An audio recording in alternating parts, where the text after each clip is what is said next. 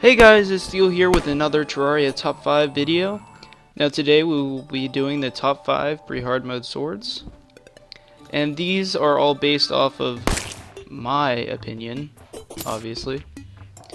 And they are going to be based off of their power and usefulness in pre-hard mode. If you disagree, you can always leave a lovely comment down in the comment sections about which you think are the top pre-hard mode swords.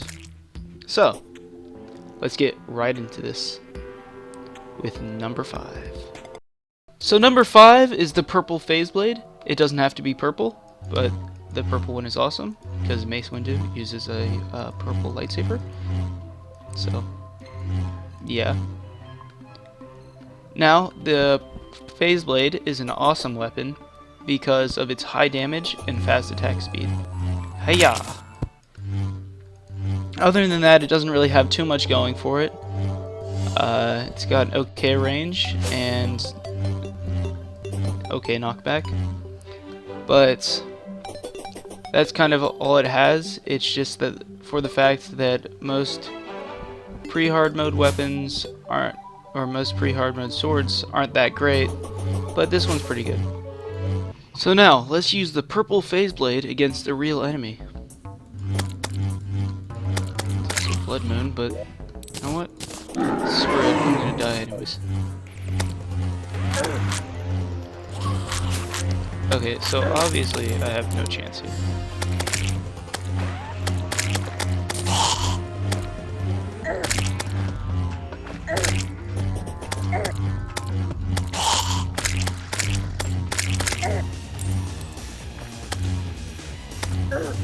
Okay, let's put on some armor to speed this up. Okay, this still is going to take a while, isn't it? Okay, well, as you can see, swords may not be the best thing to take on the Eye of Cthulhu with, but oh well, let's keep doing it. One of the downfalls of this weapon, though, is that you have to click every time to use it, and it's very frustrating. I don't know if you can hear it, but I'm just like tapping away.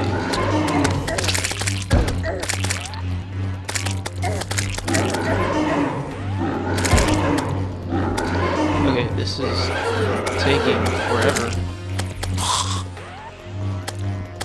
I can't take it no more. I'm finishing this thing off. Go down.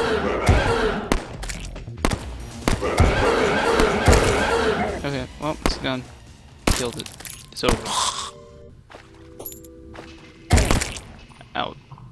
So, the purple Phaseblade is a pretty good weapon. Not meant for facing the Eye of Cthulhu, or really any bosses, but it's great for just fending off enemies at night. Which is what I probably should have been doing. Aha! Okay, well, you know what? Its armor's a little bit much, maybe. Aha. Die. Anyway, let's move on to number 4. So number 4 would be the Enchanted Sword. Now, this weapon's pretty good. First off, it has pretty high damage. It has 4 more damage than the Phaseblade, which is nice already. And then as well, is that it fires a projectile every few seconds, which is great for dealing with enemies, and it's pretty nice, very fast attack speed. It doesn't have as long of a reach as the Phaseblade, I don't believe, but not by much, so it's pretty nice though. Now, let us see how number 4 fares against an enemy.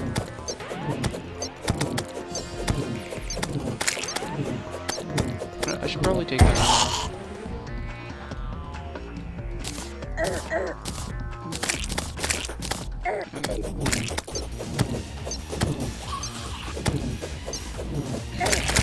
Now, in the actual game, you would not be able to do this.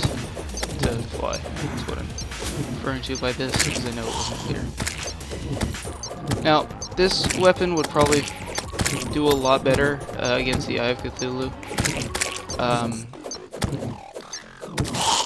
Even without wings and stuff, because it's ranged, so... I mean, it's not actually ranged, but it's got a ranged attack. So it would actually do a good amount of damage. But let's finish this one off as well.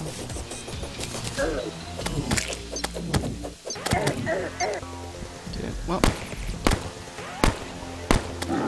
let's move on.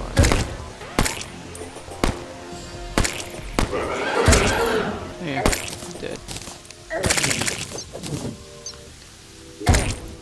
Okay, well, you can see that it did much better on this than the Phaseblade did, so that's good, but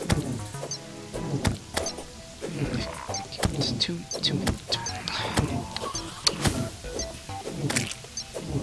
but still, you'd still be having a difficult time facing off against the Eye in expert mode with this. Although you could probably do it fairly without too much difficulty, but it wouldn't be that easy though. So, let's move on to number 3. Okay, so number 3 is the Knight's Edge. Now, the Knight's Edge has extremely high damage and some pretty good knockback. So that's mostly why you're here for it. One of the difficulties with the Knight's Edge is it's really difficult to acquire the weapon. To get it, you have to craft 3 other swords and then get one from the dungeon. And so it's the end pre-hardmode sword, which is frustrating because it means that by the time you have this, you will probably be moving on to hard mode weapons. So that's the reason why it's not higher in this list. Okay, now we're going to test the Knight's Edge against the Eye of Cthulhu. Let's go.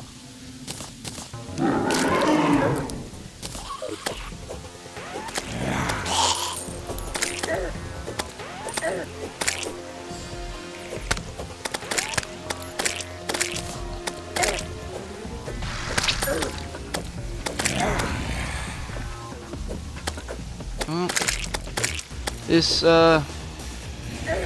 does a lot more damage, but since it's a sword, it's still in the category of difficult to defeat the Eye of Cthulhu with. So let's put on some armor, and we can probably kill it with the sword actually, since it does enough damage. Just gotta make sure not to die.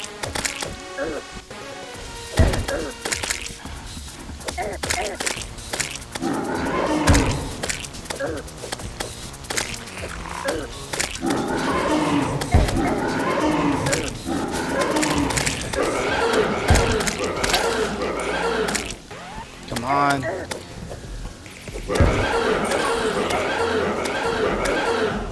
See, it's actually finishing off the Eye of Cthulhu fairly quickly, but in actual pre-hard mode though, you would not have any wings, so it wouldn't be too effective against bosses. But it's probably one of the better swords for taking on enemies on the ground. So let's move on to number 2. Okay, so number 2 is the Beekeeper. Now, this sword is pretty nice because it has 34 damage, which is 3 more than the Enchanted Sword. And it's pretty quick, and it's got a little bit longer reach. But the big plus on this weapon is that it can summon bees, which is pretty nice. I mean, it also gives confusion sometimes, but that's not too important.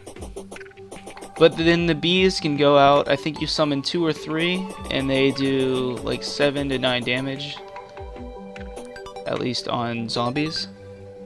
So the bees are pretty good, and that's the main reason that this weapon is pretty nice, and at number 2. Now let's take a look at number 2 against the Eye of Cthulhu.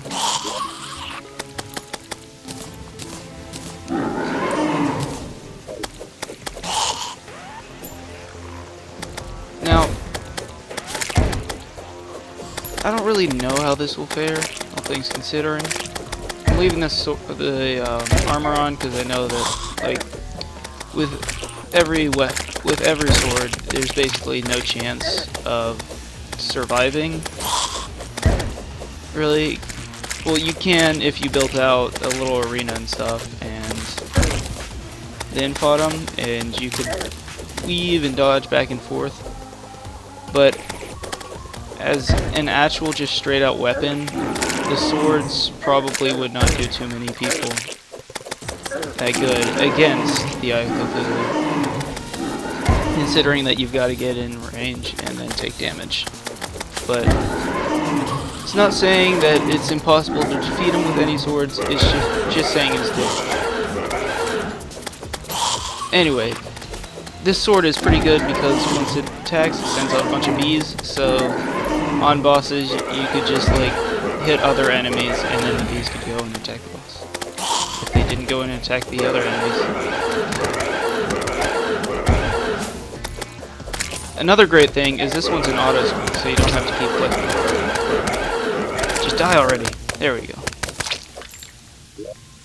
And now, let's move on to number 1. Okay, so number 1. Now, you guys probably knew what this was gonna be. So, here you go. It's the Arkhalis. Now, the Arkhalis is a beast-ass sword. Like, just look at this. It's beautiful. Now, the Arkhalis is extremely difficult to get, but it's just so powerful that, like, it deserves to be number 1. And it's so cool. Look at this. Like, yes. Anyways, the Arkhalis does 26 damage, which is less than the other weapons, but its attack speed is so fast that it easily makes up for that, as well as the fact that you can go in a full circle with this weapon. So, one of the problems with this weapon is, though, that it's very short range, and you've got to get right next to the enemy to do damage. But once you're there, no enemies are getting past this unless they don't take knockback. But you're gonna shred any enemies anyway. Anything under 100 health is just dead instantly. And anything under like 300 won't be able to reach you. So it's pretty cool weapon. It's really good, and it's so awesome. Like, look at it, it's so cool. Okay, now let's test out weapon number 1, the Arkhalis, against the Eye of Cthulhu. Now, I believe this will be a fun battle. Shred him, shred him. Nope, get back here. Let me shred you. Let me shred you. This one's more of just for fun.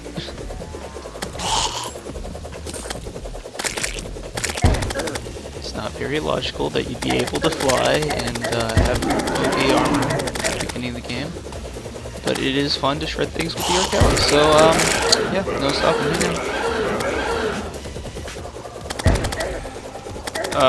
Get destroyed.